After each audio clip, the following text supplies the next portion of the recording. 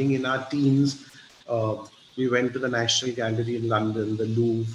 So that interest in art was always there. And then just as I turned 18, one day my brother said a common friend of ours, Sherry Meromji, who was into art, that she knows Ashish Balram Nakwal, let's go to a gallery.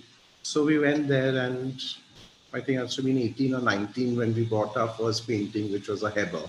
Yes. And the thing is, you always grew up, hearing about Raza and Souza and Padamsi and all these guys.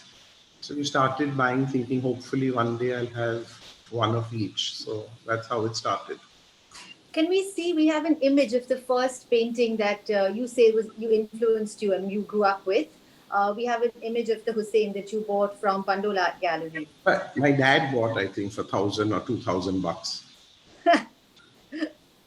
Yeah, I think Dadiba will be churning when he sees that. And life has come full circle because you work so closely now with his son, Dadiba. So that's a nice coincidence. What does your family think of the collection today? If your parents were the ones who influenced you in the early years, and obviously it's the Darashaw Collection, so it is a representation of all of them. Is it still very much you are the one who's making the decisions? Are they involved? I know your mother has extremely good taste, as I've seen from things that she has chosen. But how does that factor in? Well, when I started buying, it was fine. Then after a year or two, it was like, how much money are we wasting? And when will you sell any art? And when will we actually, it's getting too much. But I think that phase also disappeared as, as I said, it's a family collection, some stuff if you want to sell. Then every time I said, should we sell this or sell that? Like if we had two or something, like two Hussein landscapes or, something multiple. And then every time, no, don't sell this one, don't sell that one. So I said, you're telling me to sell, but every time you say no. So I think now they've seen, and so that hesitancy, which was there maybe 4 or 5 years ago or 10 years ago, is now not really there so much. So Okay, okay. they've all been very supportive. So they Yeah. more or less leave the choices and stuff to me. Mm-hmm. I mean, some of the stuff I buy, they love, some they don't, but Okay. they don't love the price. Well, I don't think many people do in today's market, but what do you do? So we've had patrons, we've had collectors for centuries, starting from the Medici family in the Renaissance in Italy, to Alfred Barnes in the US, to of course all our Mughal emperors and our Indian Rajput and kings who have patronized the arts for centuries.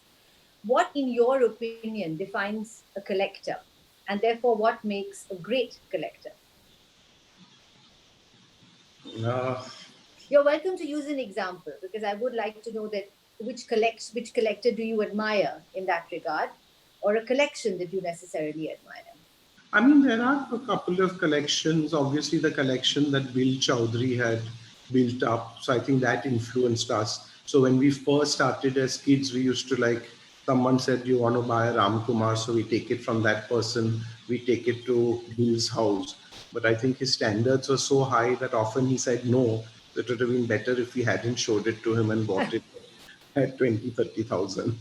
So, I mean, he obviously had a great eye. He had a passion. He had a flat in which he kept people like Hussein and all up when they couldn't afford to stay. So, obviously, later you've got people like Jane and Quito. You've got people like Rajiv Savara. And obviously, what Kiran is doing with KNMA. Right, So, right. and I think once you basically buy after the walls are filled, once there's some thought in your buying, once you spend more money than you should, I think all of that goes into making it a collection rather than just buying art. So it goes beyond being just a hobby or just something that you've done to decorate your walls, and then I think for you it's become an all-encompassing passion probably over the last, what would you say, 5 7 years? I would say about 10. 10, 10 years. So I'm going to go back to something you said in your comment earlier. You said you go to Bill Chowdhury to see what he thought of the work. Who do you or what do you rely upon when you buy? Do you rely upon academic knowledge and research? Do you do a lot of reading? Do you rely mainly on your instinct and how you intuitively react to a work? Or is it on professionals and advisors, which keep all of us in business? or is it consensus? I mean, do you get just a group of people, fellow collectors? What influences you the most in your choice of works? So let's say now, and let's talk about the last 5, 7, 8 years. I mean, to be very honest, I haven't read a single book of art in my life on art. I have all of them and I can get through the first 4, 5 pages. But the thing is, I continuously see the images, I see the images on the net. So over a period of time, you try and see what your eye thinks is the best works that an artist has done. And yes, obviously, I have lots of friends in the art world, and it's fun to have discussions with them. Is this worth buying? Is this not worth buying? But I think Yeah. honestly, when once I see an image in the first, more, I would say 90% of the time in the first 5 seconds, you know whether you're interested or not. Do you buy? Do you decide quite quickly, or do you deliberate on things, or take a while to choose? No, no. I know some collectors, they know instinctively, yes, I'm going to buy this. Everything else is I mean, second. you don't know if you're going to buy it because you get outbid most of the time. Well, that's only at auction, but anyway, Yeah, okay. but privately again, it's becoming difficult to get works, and there's, from the time when artists were begging people to buy their works, now collectors are sort of literally begging private dealers that show it to me rather than someone else. So it Right. happens once in a way, it doesn't happen too often. And the thing is that most of the best works, most, not all, but most are coming up at auction.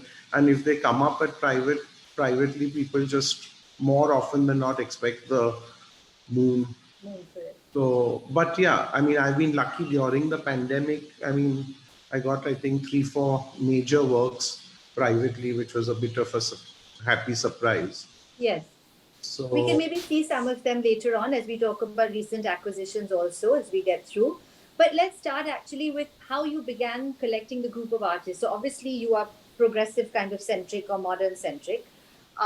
But how did you make some of those choices of the artists, and has those artists changed along the way? From when you began collecting in college, and then as it became more serious, how did you decide that you would do this or that, or maybe do 10 works of another?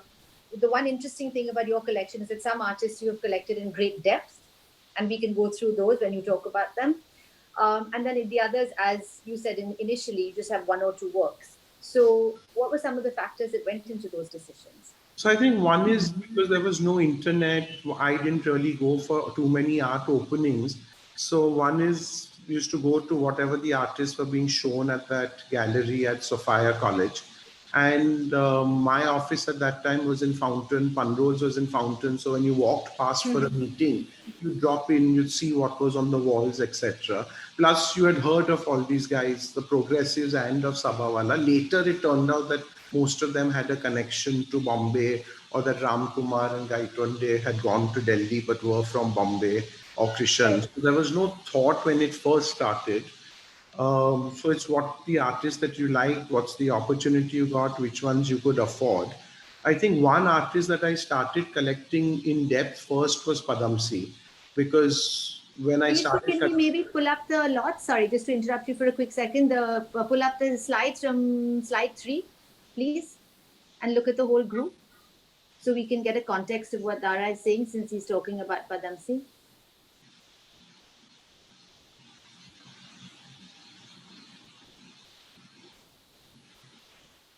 Lovely. Okay. So this is one. Let's start at the early work. Yeah.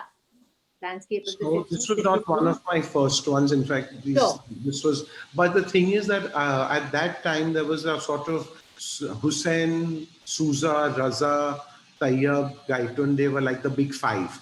And in my mind, I was very, very, very clear from day one that Akbar is as good as them, and possibly in certain aspects better than any of them. The way I think he can do landscapes and figures too, in a manner that the others, with the possible exception of Souza, can't do. So I always thought that he was stunning. He was also a little more affordable, and he was uh, not that sort of, people weren't that crazy about him. So while he was never cheap and it was not easy to get good works, it was not as difficult as the others. So, and now if you see, his prices are comparable to many of these and even higher than some of them. So, Right. or the demand for his work. So, I mean, I'm a great proponent that art prices shouldn't rise as long as one is collecting. Other collectors are happy that what they've bought is going up, so it gives them confidence. I prefer it everything had just remained where it was 15 years or 20 years ago. Yeah, we all would have loved that, wouldn't we? No, you all in the trade would definitely not have loved it. No, no, but I remember, the days when you used to see Tayyab Mehtas for $12,000. We'd all love to go back to those days, right? But not possible. And I think that's one of the things that I always loved Tayyab, even when I was in college or just after that. But the thing was like, he was more expensive than Hussein and never did any research. I mean, like, okay, I mean, how can you pay 3 times the price of a Hussein for some unknown guy? And then unfortunately, one of my very few poor experiences, I bought a Tayyab for 10 lakhs. And then Tayyab said it's not correct. Hussein said it's not correct. So by the time I returned it to the auction house and got my money back, Tayyab's Right. prices in those 2 years, 3 years had gone from 10 lakhs to 3 crores. How do you handle the fakes that you see in the market? What's your general feeling? Because, of course, as prices have gone up and demand has increased, so have the number of fakes proportionately over the last few years. How do you think the market is handling it, and how do you handle it as a collector? So, I mean, luckily, I think as a collector, most of the galleries which are known are, I mean, they don't deal in them, and but at the same point in time, most people are not offering them to me.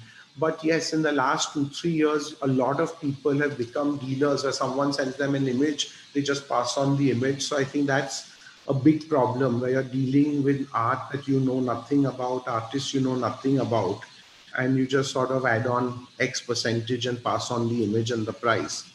The other Right. thing is, luckily, the fakes are not so good, so you Yes. can kind of make them out. But I think that the collectors bear a big responsibility in this. If you get a tie-up which you know should be somewhere around 10, 12 crores, and it's offered to you at 7 or 8, and you start negotiating to bring it down to 5, I Yeah. mean, then you're asking for trouble, because if something Correct. seems too good to be true, it is too good to be true.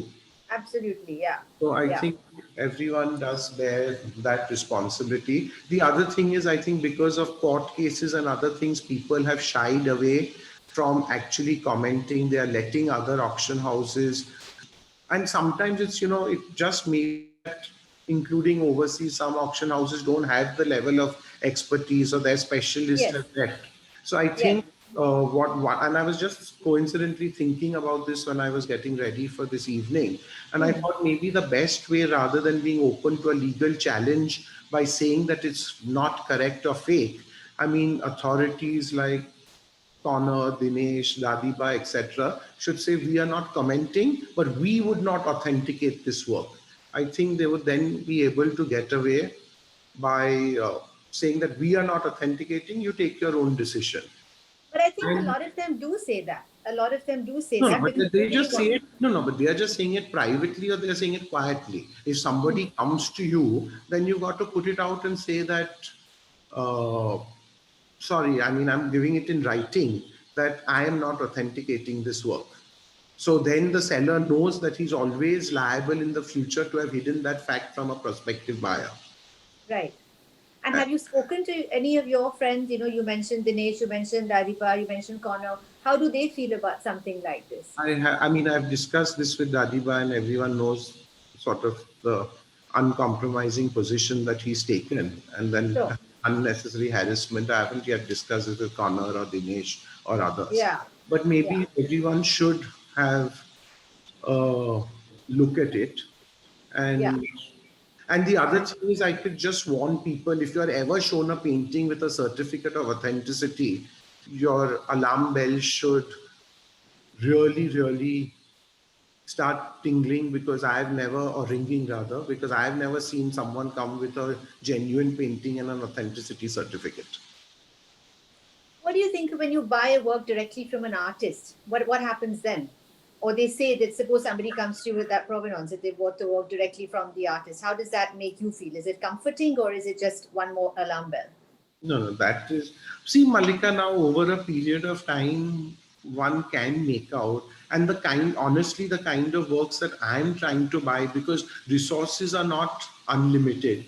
So I'm Right. trying to buy works that really epitomize the sort of pinnacle of the artist or the pinnacle of that period.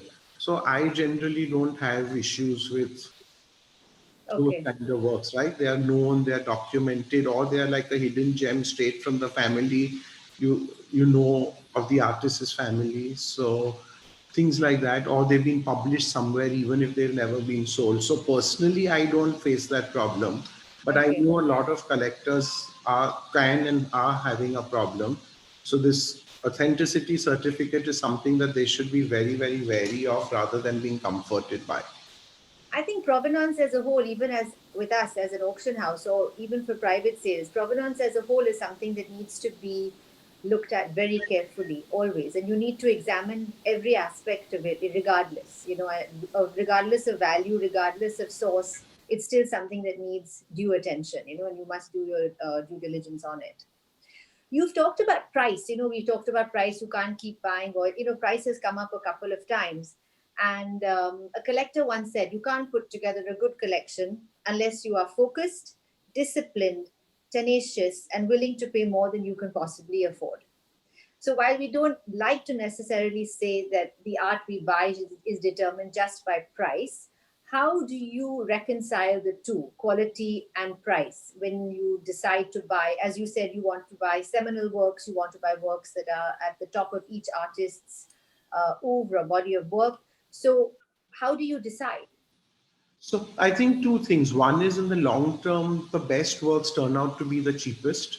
Like we've seen even from, Really? no, no, turn out to be the cheapest in terms of what they're going to be worth in the future, In the or future, yeah. what value Okay. they hold. Because Yeah. I think if you see 2006 to 2008, there was that crazy frenzy. Crazy. Yes, And the absolutely. normal Souzas, the Fashion. normal Husseins, the normal Razas cannot get those prices even today. No, The absolutely best, right. Yeah. the best Suzas, the best Razas, the best Arpitas, or even the next generation, the Ghulam Muhammad Sheikhs, the Somnath Horse, they're all a multiple of them. So Right. I always tell my friends who ask me, don't go for size, don't go for canvas versus paper, don't definitely go, what do you call, with the people who offer it to you, because let's be honest, in a business, if someone was going to do only seminal works, then they'd be out of business, right? They'd have one painting to sell Correct. every few Correct. years. Yeah, So ask Dadiba about that. He'll tell you. the Yeah. point is, because very little is coming, I mean, most of those sort are going to auction houses anyway. Right. So the point is, try and buy the best, even if it's the smallest, even if it's, and I think today, if you buy what earlier were known, like what I faced, what I had an opportunity with Akbar 15 years ago, people Right. had that same opportunity, many of which I missed with Nasreen, Sure. uh, with what do you call, Davyarwala.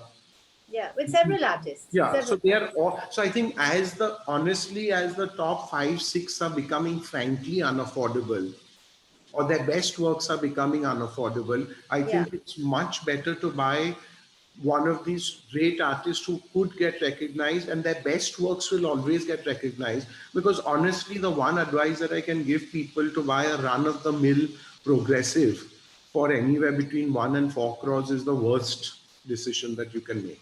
Yeah, but you need the advice, right? You can say that. You can say don't buy that, average work by a great artist. But then at the end of the day, you either need the knowledge or the infrastructure, the support to understand which work that is, right? So it's not always the Correct. easiest decision. So Malika, I've never had an advisor. I've never employed anyone or consulted with anyone officially. Right. I think that today, if anyone's going to spend good money on art, I think it's better that they get an independent advisor, Right. someone who doesn't really deal So why much. do you say that? If you haven't done it yourself, why do you feel it's necessary then? Because when we started buying, we built up our eye when you were buying a Ram Kumar for 20,000. So even if you made a mistake, it's one thing. Today you're going to spend 20 lakhs and 50 lakhs and make a mistake. It's another matter. Right. So, and I've learned one of the top artist, I bought a work of his for X and sold it 15 years later for X. If I had bought a work from a different period, I'd have got 5 or 7X. So you learn from mistakes. Sure, sure. Then sometimes the mistakes are financial, sometimes they are, things that you should have bought No, it's not just when you bought. financial, right? Because the kind of work that you should have got and you'd have in your collection today, now you can't afford, or, they're now like multi-million dollar paintings. So when you buy a work and you've talked about auction a lot, because obviously, as you said, a lot of the important works do come up at auction, whether it's in India or overseas at various international auction houses as well. So when does logic go out the window, and when does just absolute auction psychology and ego kick in, where you set yourself a price, you're paying too much money? Does that ever happen to you, or are you quite disciplined? No, I think I'll be very honest. Most of the great works that we have, I mean, honestly, where people say, what's your limit before an auction? So I've never worked that way. It's just when you feel that it's too much or you can't afford it, and then you stop. And most of the great works that I've bought have been on what would have been my final bid. Okay.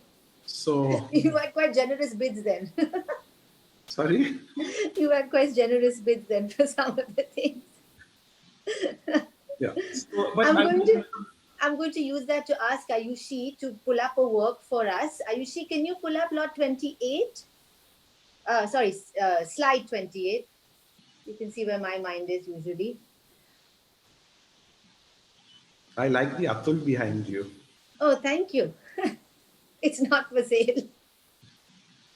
The one after this. Yeah, the one after this. So I wanted to talk to you to use this work, which is Ottakan, a paperwork by Raza, Early Structured Landscape, 1951, that you bought, and to talk about both price and to talk about medium and works of paper and works on paper in terms of importance. So obviously this is still, I think, holds a record for the most expensive paperwork ever purchased at auction. And I mean, it was a big price you paid. So obviously you've used your logic that, I mean, I don't know how you put a value on this work at that time, because it was obviously much higher than it was estimated at. No, the estimate was crazy. So actually, it went on the high estimate, but the estimate itself was bizarre. Yeah. And were you quite determined that this was going to come home with you? So the logic over here for me is, my belief is, rightly or wrongly, that there are four. From what I've seen and what I know, there are Let's go four. back one slide, please. Just stay on Uttarakhand. Sorry. Yeah. So there are four great razas, like truly epitomize his work and different periods. And I think Hauta Khan is one. The Rockefeller Raza is the second. Right. My friend Sunil Hirani's Latte, and I think Amrita's Ma. So I never knew, and the other three were. I mean, we already missed. I think the Rockefeller Raza was up for sale. I can't remember before or after this. Possibly before, and nobody bought it because they thought the estimate was too high. And I thought that a chance to get like a really top work from someone like Raza, who was very hot at that moment. He was the Yeah. highest priced Indian artist. Not that he's not hot now, but even then. And I said, even if the other three come up, I don't know if we are going to be able to afford it. And this particular work, I remember just a few lots before the auction, I normally don't do this, but I went and I phoned my brother and I said that if you have to get this, it was going to be nuts. So are you okay? Sometimes you need that sort of confidence or that push. So Sure. he's like, yeah, whatever you want. So, and I was on the phone with Anu, and like I said, stop. And she was like, no, just one more. You'll never get this work. So I said, okay. And I wanted to throttle Dinesh because he was like, I'll take a smaller bid, you can split the bid. But luckily, the underbidder didn't. All the thrills of the auction room. So this is a work on paper, and we talked a little bit earlier. You just touched upon works on paper versus canvas.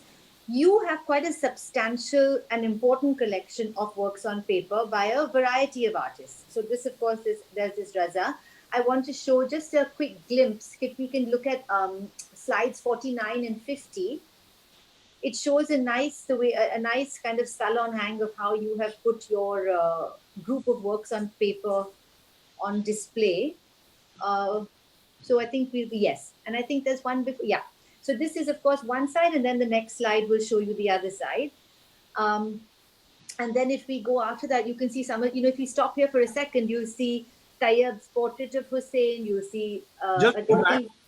Just go back for a second, Ayushi. So you'll see Tayyab's portrait of Hussein. You'll see a paperwork, a self-portrait of Hussein.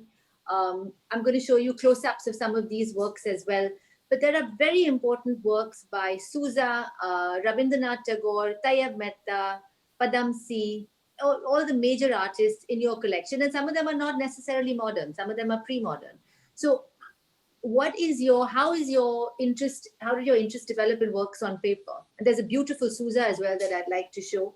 So if we can just go forward a few slides, please, just keep going slowly so we can see. Yeah. Next. Yeah, okay. So like, I mean, I'm being honest, I have just one or two Jogains. Right. And the whole idea is that now at these sort of prices, if you're going to buy, you might as well buy one and really have an awesome work rather than trying to get many. And I was very happy because this is the only Jogain that I had, and Masonry possibly has the best collection of Jogains in the world. Yes. But the show that Pandol put up, I mean, I wouldn't have honestly exchanged. Some of them are much bigger, some of them are as good, but Right. I would not have exchanged this one for any of the ones in his show. And so the thing is, Indians have this mania for canvas. They think that what you call paper is not worth it, or it's a little bit more than a print. So one second, stop here. I'll tell you about this work. So you get an opportunity to buy truly great, truly important seminal works on paper more often than on canvas. So Right. when Tayyab went to London, he destroyed most of his works that he did before going to London. And this was with the family of one of his girlfriends who he gifted his works to. And Okay. I think this period when I bought it, I think this was the first early Tayyab that ever came up. After that, a couple more I have. So I Yes. was quite determined to get this because, to get a significant Tayyab canvas, even at that time, would be 2 million. So I'm okay to pay a small fraction of that to Yeah. get really important. And the thing is, at some point, Mallika, it has been that will the collection go to a museum where how can we show it? How can we promote Indian art?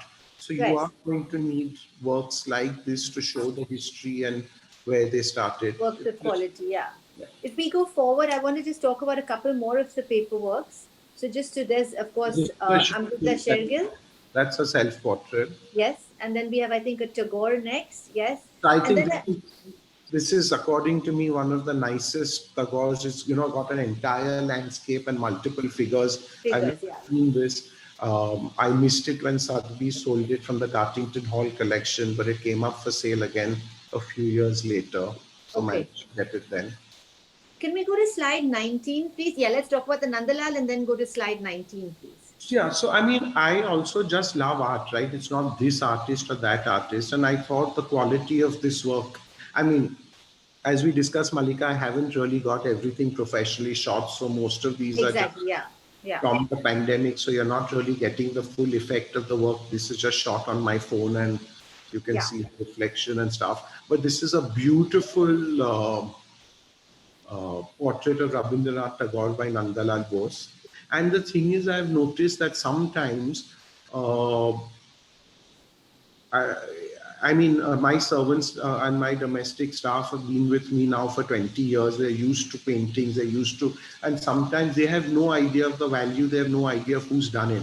But they stand in something when it first comes and say, oh, this is lovely, put it here, put it there. I'm going to show you one of my seminal works, which many of my friends think is macabre, and how can you put something like this? But when they were unwrapping it, they were in wonder and talking to each other that how could someone have done something like this? So, you can get feedback from anywhere and everywhere.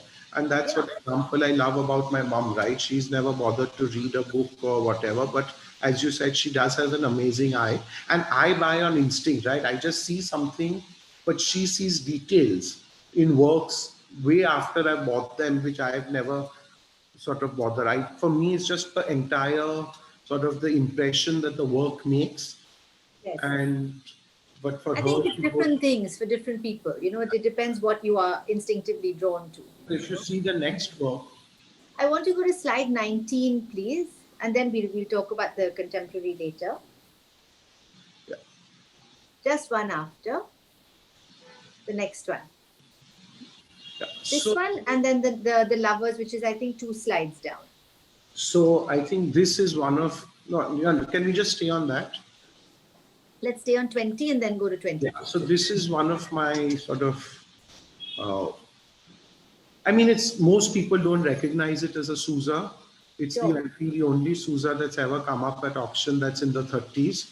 He was 13 when he did this. And to be able to see the ants, the subject for a 13-year-old kid to do this, and obviously it meant something to him because he kept this his entire life, and it was then came up for sale in his original estate sale.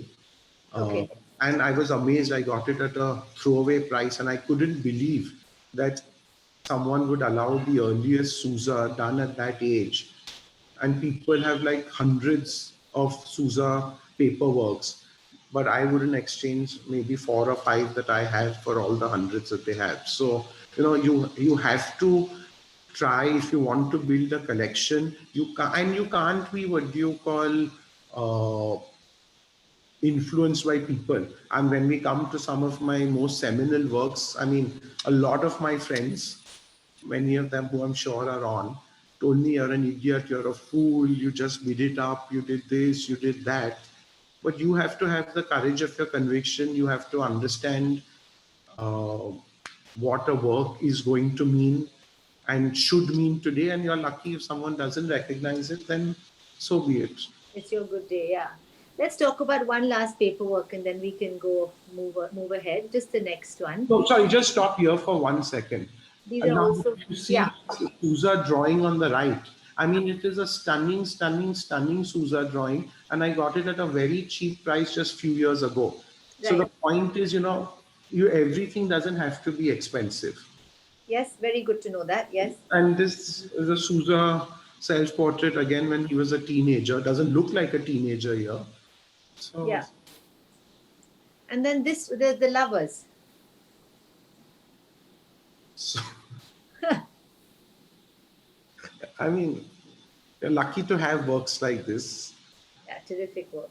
But the Terrific fact work. of the matter is, for a paperwork, I paid at that time maybe 20% of what a tie-up canvas was going for. So, But I mean, I don't think it should be a comparison. no, Even no. if So you just that's look right. at So when this you work- buy it, people will say that you're crazy. How can you pay this much? Yes.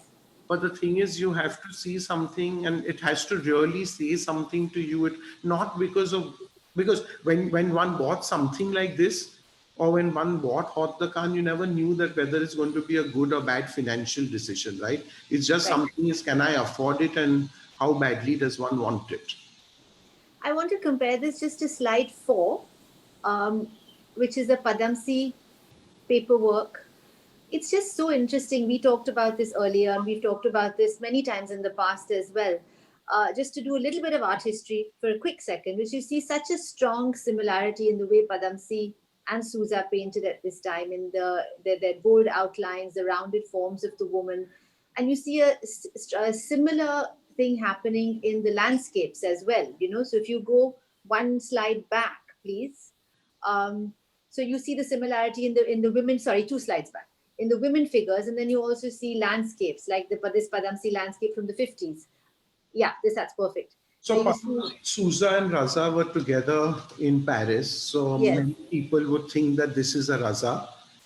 right, Most people think that this is a Raza, and nearly everyone thinks that the next work is a Sousa woman and not a Padamsi. yes, So they were obviously influenced by each other. by each other, yes, yes, and those connections are actually lovely to make and lovely to see. And I'll also tell you, Mallika, I mean, this is possibly one of my biggest mistakes, because when this came up for sale 12 years ago, and I went to Sadhvi's, I mean, we were also learning, and I saw this painting and said, oh my God, yeah, what a fat, ugly woman. And this is really It's like when I was in college and Dadiba used to say, buy a Gaiton day, we were like, are you crazy? I mean, can't make out anything and who's going to pay 10 lakhs? But That's when your payback for this abusing the lady. The price you paid is the payback. so then 10 years later, and I would never have bought it because I was abroad and I was missing the Pandol preview and auction year. And Right. they were hanging it the next day in London. The preview opened after I left London in the morning. So, as per my good luck or bad luck, I don't know which one. Kadiba said, no, no, we are doing the hanging, so come and see it. Yeah. And this painting, I just completely, and I just remembered what I thought. So if I hadn't seen it in person, I wouldn't have even bid. Yeah. And I Exactly. know that, so I mean, I just saw it. And if you ask me when logic went out of the window completely, while bidding at auction, I would say Yeah. this and Louis Armstrong when I bought that. Uh, Which the, we'll come to in a second. Yeah, the Sousa drawing. You talked briefly about a museum and the role of a museum in education as a collector. What do you see as the role of the collector in the public domain? We have, American collectors like Leonard Lauder who donated 78 works to the Met worth $1 billion, and he says, "I collect not to possess, but to conserve." What would you think? Where would you like to see your collection 5 to 10 years from now? Is there a vision? Is there a plan? I mean, so as a family collection, some things people own individually, some things the company owns. So it's going to be a joint decision at some point. But my parents are extremely supportive that we should promote art and we should leave a legacy for the city. I think it's honestly quite shameful and shocking that Bombay doesn't have something like how Calcutta has the Lalit Kala and other stuff. There's nothing for the progressives here. But Malika, I would not want to leave our collection to. I wouldn't want for our collection to happen to what's happened to JNAF, where you have one room in Prince of Wales Museum and your fraction is shown at any point in time. Then I think So that, how would you? so I think What's the somebody alternative? so I think someone has to step forward who has the wherewithals to build a truly great, either a progressive museum or a museum centered around Bombay artists. And then I think that there are people who will, today the collections are worth cumulatively more than what it will cost to build a museum. So I think someone, some corporate, some family who has a love of art and love of Bombay needs to come forward and do that. I mean, today I know that there's the Pandol family collection, there's JNAF, there's ours. I know when I started talking to so many friends who've just started buying, all of them said, my children have enough, even if I have 10 great paintings, if there's a truly great museum, I'll give the 10 works. Someone said, okay, chalo, I'll give 5. Someone said, I'll give 1. So there are a lot of people willing to give, but I don't think anyone just wants to give it for it to be stuck in a godown and wants to be shown once in a blue moon. So then you are saying it should be an entirely privately run enterprise, Yeah, I and think then like what MAP is trying to do in Bangalore, that's quite creditable and that needs to be. yeah. Is there a museum that you would ideally follow, or a ideal museum, or something that you would use as a um, blueprint? So I think some of my favorite museums are the small museums of Frick in New York, the Courtauld in London, the Lenbach House in Munich.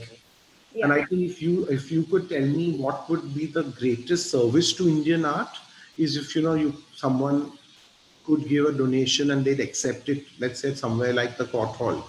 And can you Right. imagine all those guys in one room and everyone comes to see that and then you'd be exposed to Indian art.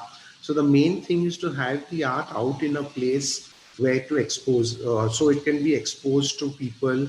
And I think our artists genuinely deserve that, which is why one of the things that we took a conscious decision is to always try and loan to museums, try and help them as much as possible.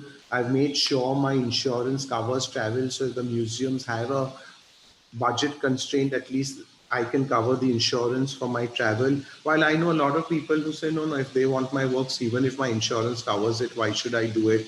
Or why should I give or not give works?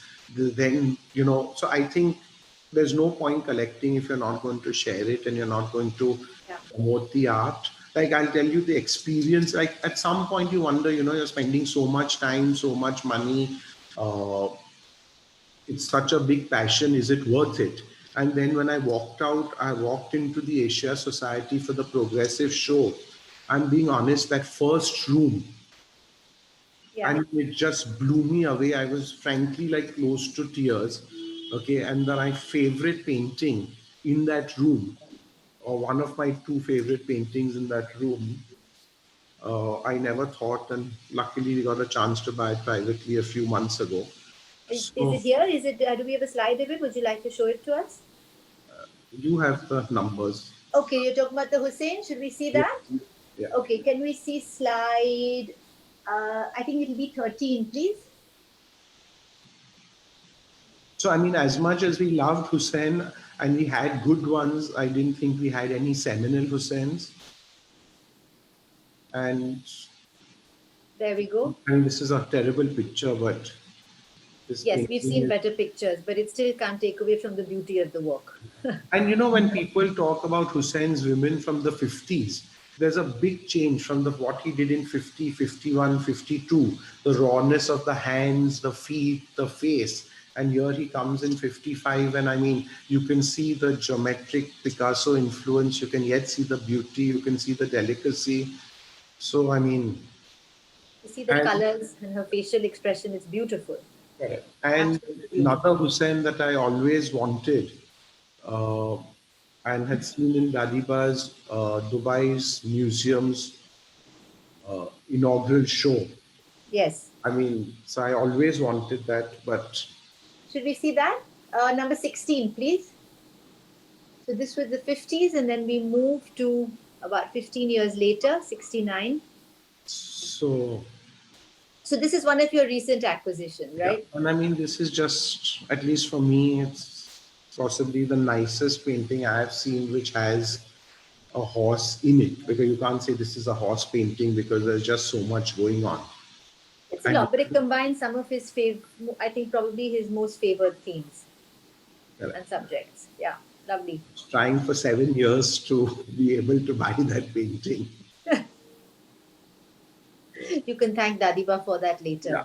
And basically, it was luckily for me because, in fact, this had just gone from Masonry to the Qatar Museum for the Hussein show.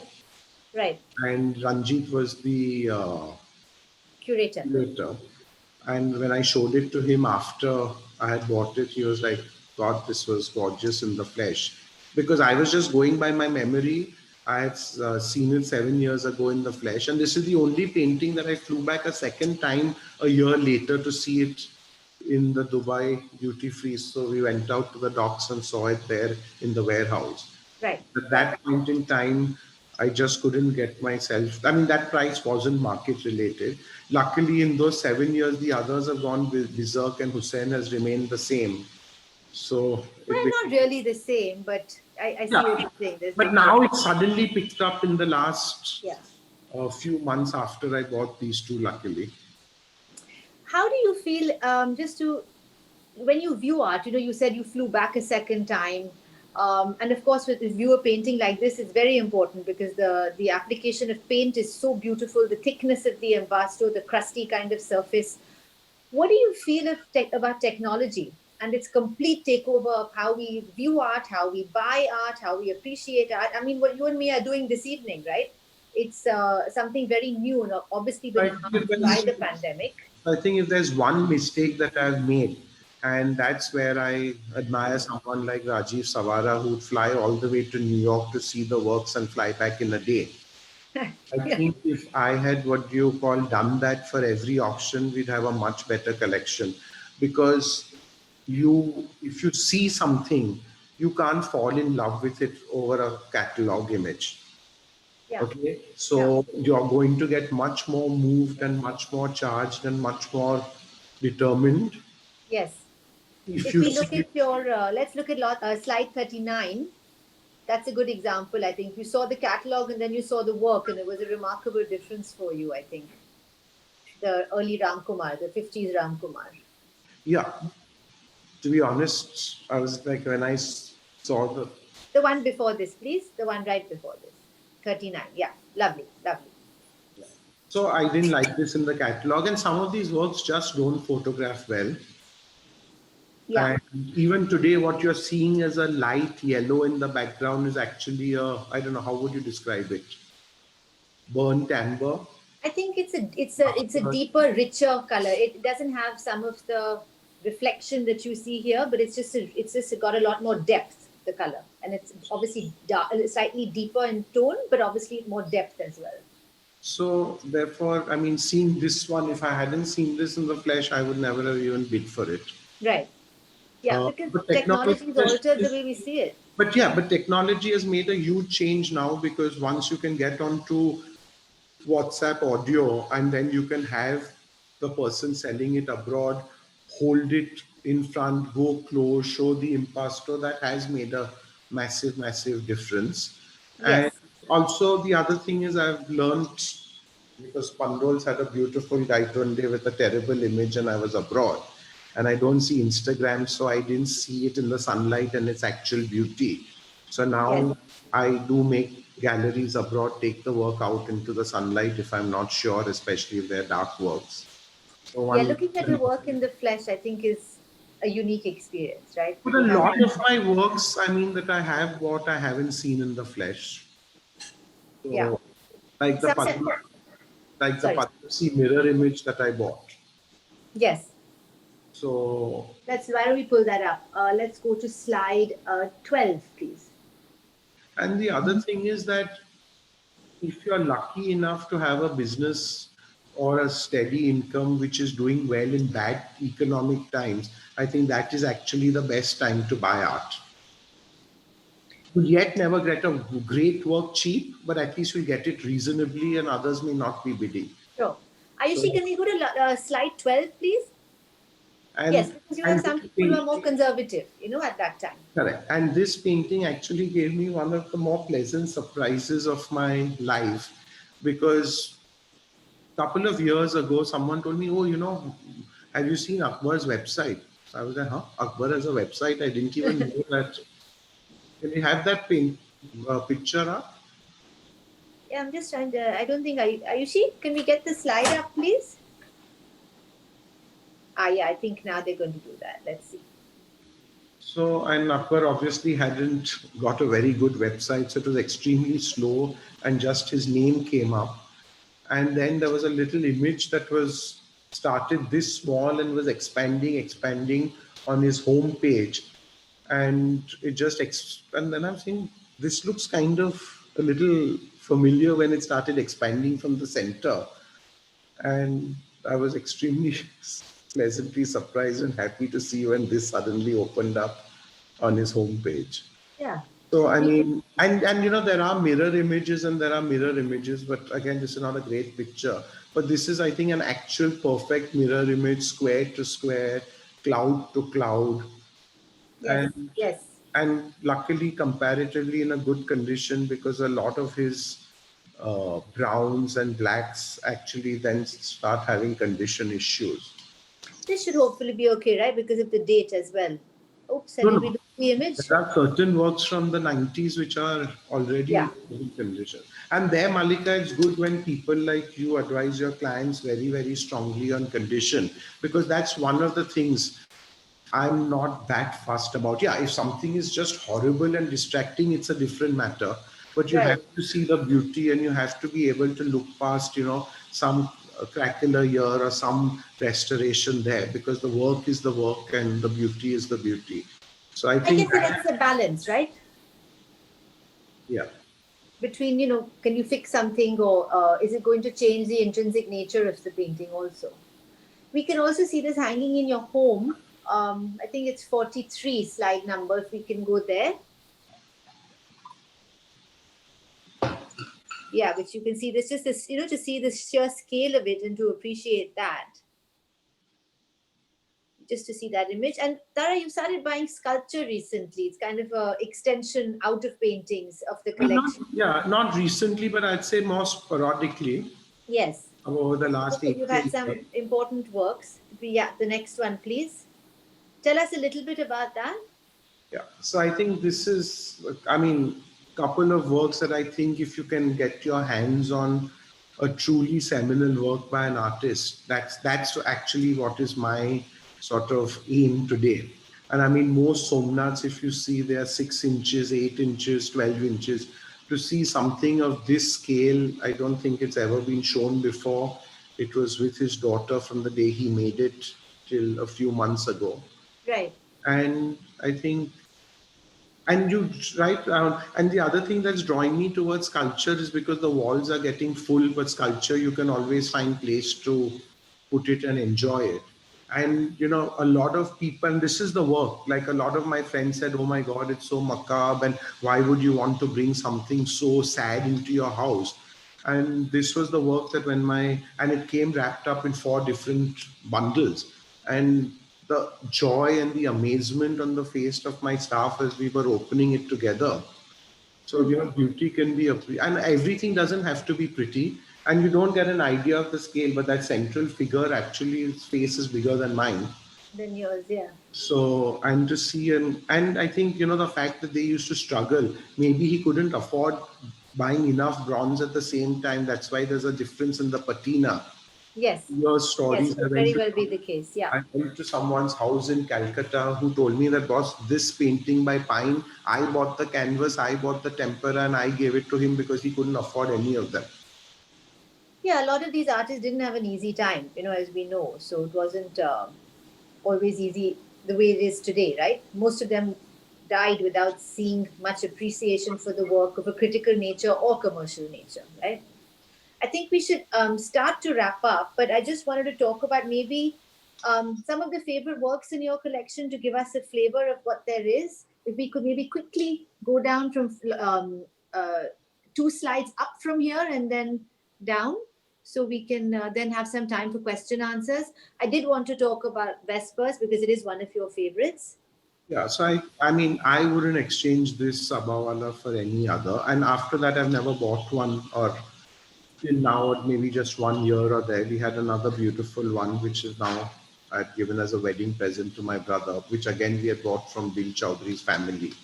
Okay. Through an auction many years, Okay. like 25 years ago. And I think I was at Rob Dean's house in the countryside in London when he gave me the catalog, in UK when he gave me the catalog. And I mean, we had always seen this image on the cover of Ranjit's book, and sort of my hair stood up, and I was determined that I was going to get this painting. And this is the painting for which I got a lot of flack from people saying that, oh, it's a silly price, it's this, it's that, Sabawala is not a great artist. I mean, we knew him personally better than any other artist. He was extremely fond of my brother and me.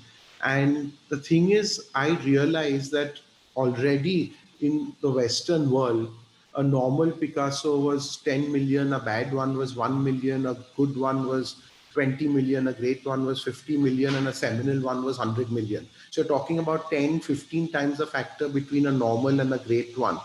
And if you can get some seminal works of an artist at double what a normal work goes, I mean, to me, that when I was telling you the more expensive sometimes can actually be the cheapest, that's what I meant. This is a good example. Let's go down a couple slides also to talk about one of your favorites, the Sousa drawing. Tell us about this one. So, I mean, there are like thousands and thousands of God knows how Correct. many Sousa drawings. And Very I prolific. think Yeah. the ones that have actually come up for sale, I mean, there's obviously that famous group, Six Gentlemen of Our Time. But as a work outside of that group, I have not seen, I can't believe I missed this few years ago when it first came up. So I thought it's better to own 5 Sousa drawings rather than hundreds. And if you have one of these, then. Why not? So Tell us about this. So this is an Ara that I bought many, many years ago. And yes, at that point in time, I'll be honest, Mallika, because we couldn't afford the seminal works of, Gaitonde and all of them, and they've already becoming crazy. So at that time, I took a conscious decision that whether it's Krishan Khanna, whether it's Ara, whether it's Padamsi, it's better to try and get their best works, which we could afford. Absolutely. I think buying the best in your budget is the best One collecting thing, if I philosophy. can just give one bit of advice to people, is Let's that go back now for a second. Sorry, or one forward. Yeah, that's perfect. don't go for size, don't go for scale, and don't go for a normal work of any artist, however big the name. Go for whatever you can afford, but go for a really good work. And you are asking why people should have an advisor today. It's because you need someone independently to tell you that. You're not going to get that from the trade. You're not going to get that from anyone in the field, because they have to sell normal works also. They have to sell good works, and they have to sell seminal works. Sure, sure. So I think that's why it's necessary. Like I'll tell you, when the Asia Society saw this work, till they saw this work, they said that, oh, we didn't think Ara was good enough to include. And then they found a superb one with KNMA. They found a superb one from Rajiv Chaudhry's. And I mean, you saw Ara in a different light. So in the Yes, Masters of absolutely. Ceremonies segment, they put this painting, and so people, artists, and yes, there will be some artists who have a much higher percentage, like Gaitonde and Tayyab, of great works, and then you may have people like Ara and Hussain, where the great works are a very small percentage. But actually, I think that therefore makes it even more interesting if you can get a You have great to work. find the right work. Yeah, absolutely. Let's go two ahead, and then we've seen the Hussein, which is next, and then we can go ahead and talk a little bit about Raza. We have you have a good number of works in the collection that span his different styles, different periods, Paris, India. Tell us a little bit about this one. So I think the two most sort of recognizable and sort of famous razas are, one is Hot the Khan and the other one is Church at Mullah, if you can ask them to show that. But Yes, that one is going to be. No, it won't be there. It will be Raza 30, number 30, please. and it's not that I don't love Hot the Khan, The next one. or that I don't love Hot the Khan, or I don't love Church at Mullah. And this was actually in the original progressive show that went around America in 1956. Yes. Which frankly I didn't know when I bought it. I only found that out later. Just like for that Padamsee woman, when you said, "Oh, it's okay if you paid that price," it was in the Venice Biennale. I hadn't read your and Rob's notes. So, but the thing You is need to that, read Rob and my notes. That's the bottom line. why I mean, these are outstanding, famous. But if we come back to that red work, not that you can really get an idea of the depth of that work on this image, because the top half seems flat, but actually it's extremely textured. The next slide, please. Yeah, But the perfect. thing is that this painting, I mean, people either love it or hate it. Or they not hate it is would be wrong, because, and you don't get an idea of its scale. It's like uh, 7, 8 feet high. But the whole idea, I mean, I find it very interesting because the way he's written that line, the way he's done this work, if you also see on the top that band of mustard and blue, it shows where he's going to go many years later. Right. What is the year of this work? Tell us. 1971. 71. Okay. And after I bought it, when I was going through Geeti Sen's book, I Yeah. mean, then I saw that it has an entire page. It's got a photograph on a page. It's written in depth, stuff like that. And this is not, the people may say that this is not one of the great periods of Raza, or they find it too transitional. But for me, just personally, I've always loved this work. Can't say why, but I think that's a very personal choice. So it's and if it's not one of the popular works that everybody else likes, I think even better for you. You know, because it has to resonate with you. You're living with the work. You're looking at the work. You know. Before we kind of go to question answers, you want to tell us a little bit about the work behind you? yeah. This I actually saw in London in someone's home. They were selling it privately, and frankly, the price was completely unaffordable. So, anyway, it came up at auction at a significantly lower estimate, and was able to actually get it at below the low estimate. Let's see it in the slide, please. 37. And the thing is that also what attracted me about this work is not just its scale, because I think it's possibly the largest work that Gaitonde has ever done, but also the history behind it. I think Bal Chhabra was one of the most influential people.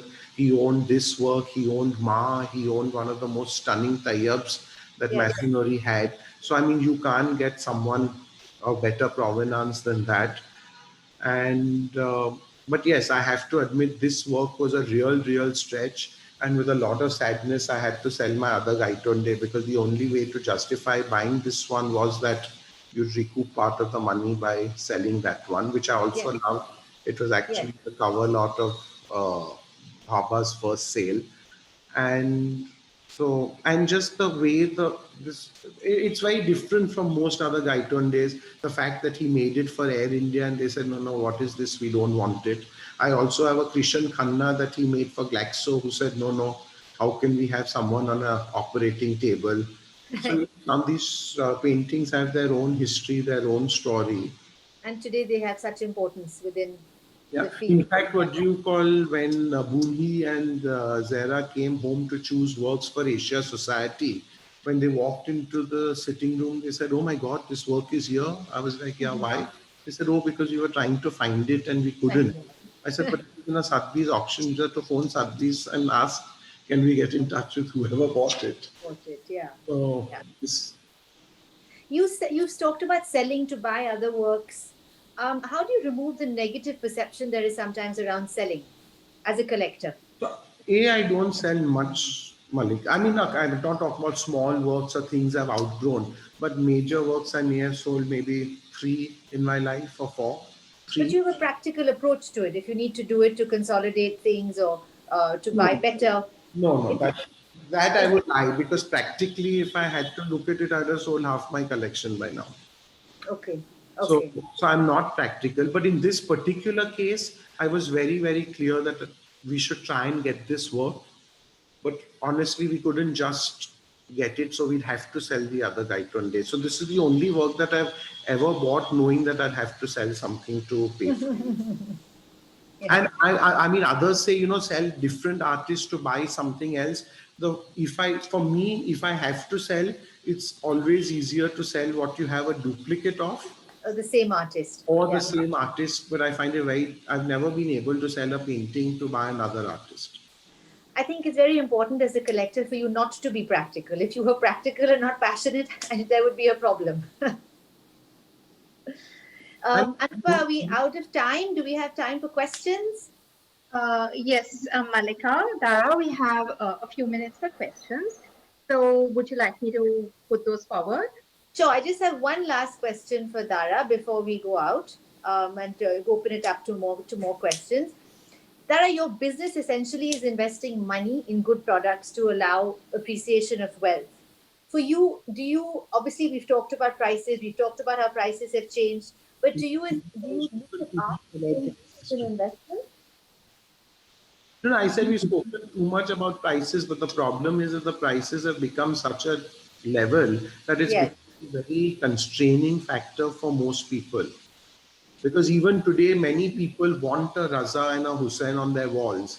And that's when the problem happens. When you're going to buy a Raza that he did in his last 2, 3 years, or you're going to buy some humongous, huge Hussein, which is not of a great quality. That's where people, when they eventually outgrow them, they'll have a problem selling them. So I think price is not a constraint. Price is becoming an issue because the levels have become a constraint. When we started buying, I used to buy my first Sousa drawings in college for 500 rupees. So it was like, okay, that month's pocket money, I'll buy one Sousa for 500. We bought our first Heber for 20,000 or 30,000 or something like that. I'll Yeah. never forgive my dad. When we were kids, we went to Taj for lunch, and Bendre had the most beautiful pointillistic work, and he was asking like for some 30,000 in the 80s, and my dad said that's just unaffordable, and he couldn't sell them. So he said, please take it home. All my collectors send me 2 to 3,000 rupees every month. So my mom was very practical. Of course, we can afford that. I don't know. My father, being my father, was like, no, I can never take something which I can't pay for, and we walked out without it. But I know so many people who paid. I think even this one who just now was sold her work, Sabira Merchant, I think she mentioned in an interview that she paid for her Gaitondes over a period of time. I So think paying in increments has led to the birth of many a good collection. That's the way it was unfortunately, in the by 60s. the time we started collecting 30 years ago in the 90s, that had stopped. That had definitely stopped. Yeah, we have a few people with goodwill, like some of our common friends who would certainly allow you to take a work home without paying for it. But by and large, I don't think that's Only allowed. what you want to hang it on your wall and see, not Exactly. pay for it over 6 months or 1 year. Yeah, exactly. Exactly. I mean, one of our family friends has the most beautiful Gaitonde, and it was only because she could pay her friend like a few hundred rupees every month that she could get it. You have so many of these lovely stories, really. Anupa, you want to open up to questions, or we can keep talking, but let's give the audience a chance? Sure, Mallika. So I have a question for you from somebody in the audience. The question is, as a professional auctioneer, how do you rate Dara's collection? That's a very difficult question. Yeah. Um, I think Dara has been lucky enough to have the opportunity to buy works by some of our most important artists of the 20th century, of independence and after. And I don't think I would rate it. I don't think I would say there are others that are better or worse. I think it's the way it's been put together, the combination of the works. He has some extremely important works, some of the works that we've talked about, some we haven't had a chance to talk about because of time. But it's been, I think, more than anything, it's the passion with which he does it. The choices that he has made have been very carefully thought out. The collection tells a story for some of the artists. If you look at Souza, Hussein, Raza, Padamsi, he really has had a chance and opportunity and taken the opportunity to connect the dots between different periods of their careers and have the works tell a story. I also think what's nice about Dara is that, for better or worse, he's, puts his money where his mouth is. He's sometimes, people have said he's paid too much, not paid, shouldn't have paid that much. But I think it's nice to have that gumption. It's nice to have the courage to do that and stand by, your convictions and what you think is good.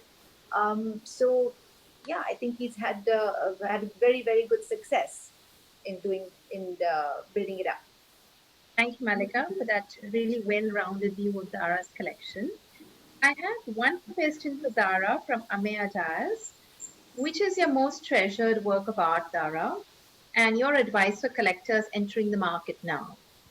So Ameya knows that I can't answer this question, so she's putting me on the spot. I I was told to scratch it off my list.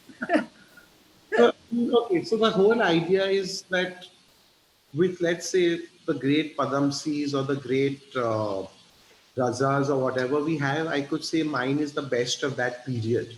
But I think there are two, three works that we are lucky to have. So I think the Somnath that I just showed you, Vespers for Samavana, possibly the Advita's Munna Appa's Garden, which we just flashed past. So maybe she can pull that up while we are talking. I think those are some of the works that I 49. 49. Yeah, sorry, go ahead. really exchange across the artist's oeuvre.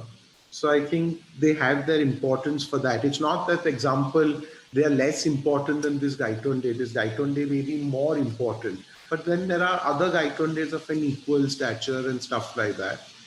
And yeah, I mean, I'll be honest, till I saw this Arpita, I was like, oh my God, I just can't resonate. She doesn't resonate with me, and I'll never buy an Arpita in my life. And this actually was not a cheap buy, unfortunately, thanks to Mallika, who was bidding like a mad person against me. Otherwise, I would have got it for a fraction. But I mean, so the thing is that those are three, four works that across the oeuvre, they're the best. And then obviously, it's like, asking someone, as Mallika said, give me one, give me five. I said maybe 10 I can say, but less than that is difficult. I think the main thing is that try and buy the best you can afford, not the biggest, not the biggest name, the biggest in size. And this, I'm happy. I actually shouldn't say this, but people should lose this. What's the word? Not negativity, but this bias against paperworks. Right. Because I mean, because paperworks have to be looked after in a certain way, but they are not going to have tracular. Mallika, you can say better how much more problems impasto oil on canvas will give people over paperwork. You go and see all the Leonardo da Vinci's and the other works in the Queen's thing or in the Vatican Museum, and 500 years later they are fine. So I think looking after all works takes a lot of effort, and each one has their own issues. But taking care of an art collection is a tough business. correct. Yeah. Yeah. I have a comment from somebody. It's Tunti Chauhan saying, thank you for saying out aloud that the bane of the art market has been the authentication certificate. And the fact that you mentioned that the authentication certificate has little standing. So could you, she says, would you like to talk about this aspect of the underbelly of the art world? I, I think Mallika is much more equipped to answer that. No, you're the collector. You have the experience. No, but as I said, lucky, I mean, lucky or unlucky that it's only recently that I've had an opportunity to buy stuff privately. So a lot of these problems, not always, but most often.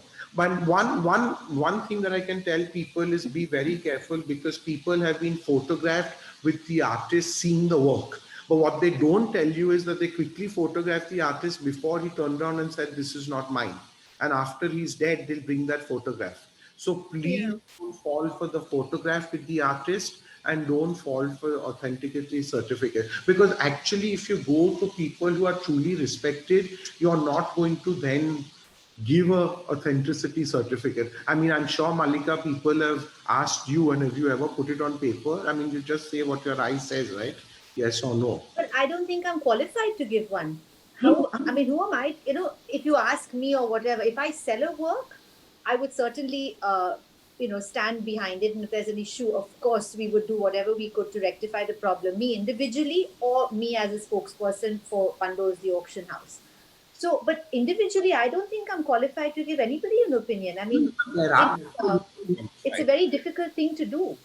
The only thing I will add, Dara, to what you said is that, paperwork and files of photos and reports and all is frankly hogwash. No, Okay? You've got to look at the work, as you rightly say. The work is genuine. You won't think in that direction to create all this.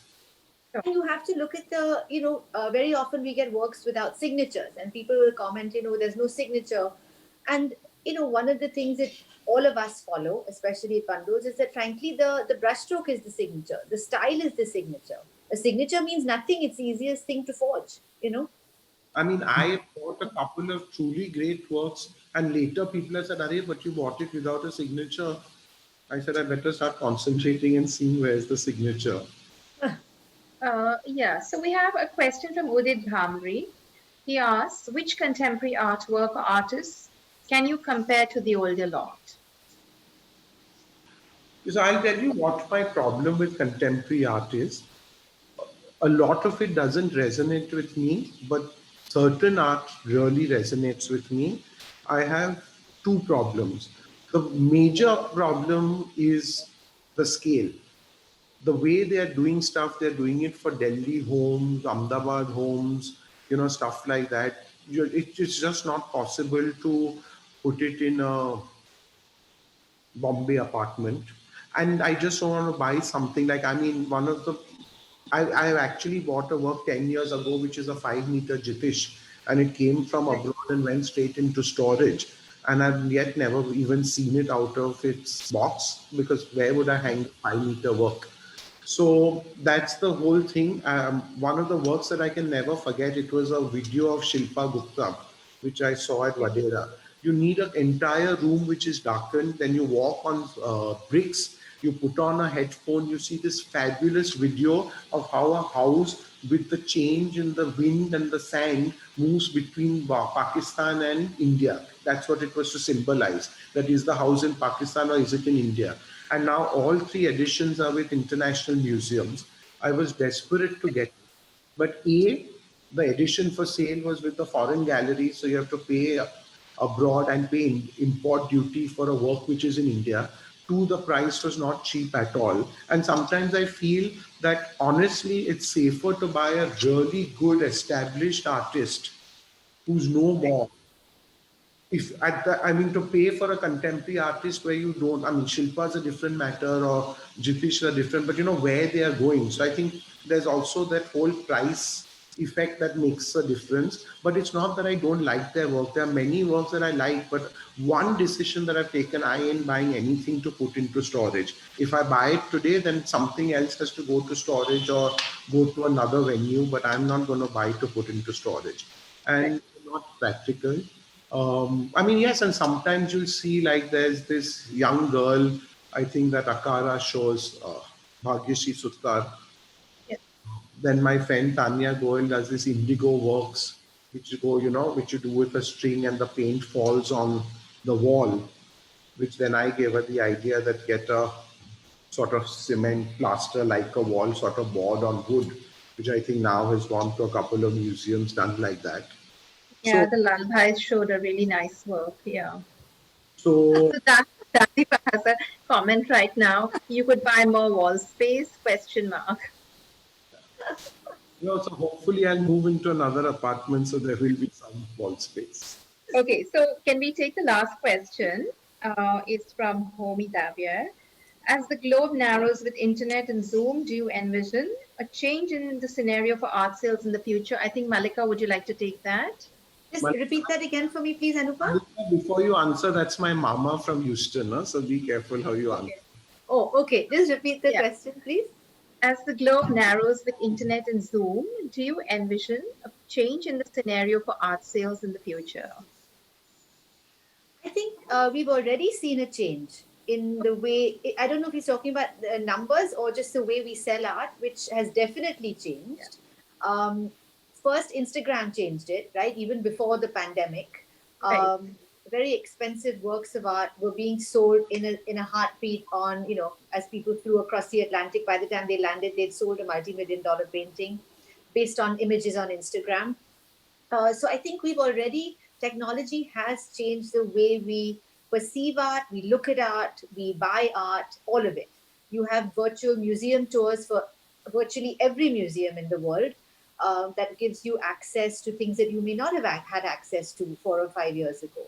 So unfortunately, it's a reality of the world we live in, right? Technology works for us and against us. Um, and I think there's still something to be said for the whole experience of going to a museum, enjoying a work of art, walking around it, interacting with it. But you know, I prefer reading a newspaper as opposed to reading the news on my phone. So I think it's just something that we have to deal with. Online auctions, online sales, all of that has to. We just have to get used to it and to do it. One of the things, Anupa, we've already, because I quickly saw a question pop up from my friend Sunita Choraria, which you can ask. But yeah, we've only talked about collectors who are collecting moderns. But if you see what someone like Sunita and Vijay are doing, and they are lucky in Bombay to have the sort of home that you normally find outside Bombay, where they can put up these huge installations and things like that. So I Yeah. think it's commendable that what they are doing and the way they collect younger artists before they become known, even though they are very friendly with all the established contemporaries. So I think that's what they have done and what Poonam has done. I mean, frankly, when I went to both their houses for the first time, I was blown away that, you know, you have such great contemporary art. Like I remember uh, at Sunita's, I think the Shilpa light work. I remember the Bharti at Poonam's house. I mean, mind blowing works. So I think people should. But as I also tell contemporary artists, please don't complain if people don't buy your works. You also, if you live and work in Bombay, then understand the practical realities and you need to make works that people can buy and enjoy. So, what was Sunita's question, if you don't? Yeah, so her question is, Dara, what's the machinery you have to look after all these expensive works, especially with the weather in Mumbai? And somebody, M&I, has said, Dara, you should start your own YouTube channel. I'm not very tech savvy, so. Okay. Um, Okay, so Sunita's question about the weather in Mumbai and looking after expensive works. Yeah, so there's currently no machinery. I unfortunately do most of it myself. So I think one is both with Pandols and with Saffron. I've stored my works. They've looked after them very well. And I rely a lot for my paper restoration on Saloni Grueval and for my canvases on Priya Khanna. So they are the ones who do that for me. But yes, it is a bit of a pain because I haven't set up any infrastructure because we yet kind of think of it, want to think of it as a hobby and uh, haven't really set up any system. But yeah, Malika was giving me a proper firing for not having high-res images of all the works. Yes, you need to do that first and foremost before you buy another painting. But Malika, if you had just spent a little time instead of holidaying last week, all the auction houses would have sent you all the high-res images. On that note, let's move on to the Yes. next question. Sunita, Um, I just wanted one thing for Sunita. I'm sure she already has them. Is you can't escape dehumidifiers in the multiples all the time, 12 hours a day. There's no escaping that, and drying agents of various sorts because of our climate. So when I was sitting over here, and Malika actually was supposed to be here with me, but she didn't. And she said, "Oh, make sure you get your ugly dehumidifiers out of the picture." Yeah. So all the rooms have them. Yeah, There's you need them. Absolutely. so on that note, as much as we'd like to continue with this conversation, Mallika, Dara, thank you very, very much for being with the Art Platform India. And we look forward to more such engagements in the future. Thank you, everyone, for being with us. So just before we end, just want to tell you all that it's great that you set up this platform and that you're doing this. And I saw that a lot of people are involved when your introduction was Yeah. going. So Yeah. can you just tell us for a minute what made you do this and how did this come about and who all are supporting this and what's the future? So I'm going to ask Sharan Apparao to just put on her video and give us a brief. Sharan, are you here? Because Sharan initiated this entire platform about 3 months ago. Hi, I'm here, and I'm sorry I'm not putting on my video because I didn't think you were going to call me on. But yeah, I think I'm just to put together a Dara. And when the pandemic hit us and we realized we all needed to be online, I took the initiative to see whether we could do this. And I'm not a tech person, so it took us longer than it should have because you know how technology is. I'm also a bit like you, and it's the idea is to get us all together to do something together because we all need to support each other, and that is really the reason. It's not easy, let me tell you, to deal with 15 galleries with different opinions is quite interesting exercise, but having said so, I think we still are in the beginning stages and we have a lot more being planned. We have a section which will be curatorial. We'll have a section where we are getting more institutions. So we'll do things that will engage people more and bring them to our site and on our platforms more often. And we would like to have many, many more talks like this because these are this what you both have had this conversation. It's so special and it's so important for people who haven't known this. I started collecting and dealing with art in 1984, and I met lots of people and have many stories like this. And it's always so interesting when you tell this to people. So we do want people like you to come out and share all these lovely stories. So it's a mixture of everything that we started this for, and hopefully it will continue with the support of all of you. Thank you. So Thanks, Sharan. Anupa, just Um, wanted to say thanks from myself. I mean, you all have really put in a lot of effort Thank and you, Dara. I don't see Ayushi, but thanks for that. And Yes, Malika thank you. has given Thank a you. lot of time and clear instructions. First, she told me go and sit in front of X painting. She said that doesn't work. Then she said go and sit in front of this painting. So the choice of where I'm sitting is purely down to her. Yeah. So thanks, Malika. And thanks Thank you. Yeah, Thank you just so much. It was lovely. And thank all of you. Thank you very much for And doing this and for say allowing that us to be a part of there it. are many thanks coming up for you, Dara and Mallika, in the chat. uh, from Farooq Pandol, Vivek Kulchandani, and Martina. So there are people from all over the world, which is wonderful to see. my Thank you wife all. sent some on what do you call WhatsApp. So thanks to all of them. And I'm Thank you. actually happy Martina and my friend Anu are actually the daughters of Bill Chowdhury. So it's great. I mean, so that's really great that they are here on and listening because their dad really influenced us and made us understand how you can really love art. And Yes. but also was very refreshing and honest and said that you can never not concentrate on your business and not let art overtake that, because he said that had happened with him. So he really, in his own way, most people found him very gruff and direct, but that's how I like it. And he was a great friend to us. All right. So thank you, everybody. And do visit us at the Art Platform India, Tap India. And we are on Instagram and Facebook as well. So see you at the next Tap Talk. We also do live events on Instagram. So do find us on both platforms. Thank you. Thank you. Bye. Bye. Bye. See you.